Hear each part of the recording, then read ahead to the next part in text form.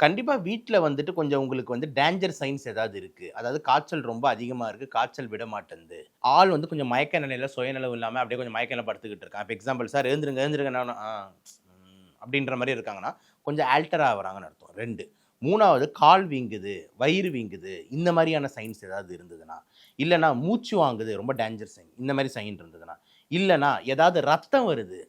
நம்மளோட வாந்தில ரத்தமோ, இல்லன்னா யூரின்ல ரத்தமோ, இல்ல மோஷன் போகும்போது பிளட் மாரி ஏதாவது நம்மளுக்கு வருதுன்னா, இதெல்லாம் வந்து டேஞ்சர் சைன்ஸ் இன் டெங்கு. ஏன்னா டெங்குவோட ரொம்ப கிளாசிக்கல் ப்ராப்ளம் என்னன்னா, பிளேட்லெட் அணுக்கள் குறையுது. பிளேட்லெட்ன்ற ஒரு அணுக்கள்ன்றது ரத்தத்தில இருக்கிற ஒரு முக்கியமான அணுக்கள். பிளேட்லெட் தான் ரத்த கட்டுக்கு உதவுது.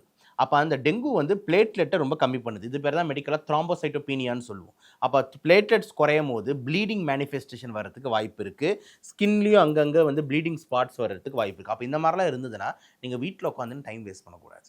அப்ப நம்ம இமிடியேட்டா ஹாஸ்பிட்டலுக்கு போறது ரொம்ப ரொம்ப இம்பார்ட்டன்ட்டு. அவங்க வந்து முறையா அத எப்படி அணுகணும் அப்படின்ற மாரி அணுகுவாங்க. ஸோ இதெல்லாம் தான் மக்கள் வந்து மெயினா செய்யணும் அப்படின்றது நம்ம பார்வை.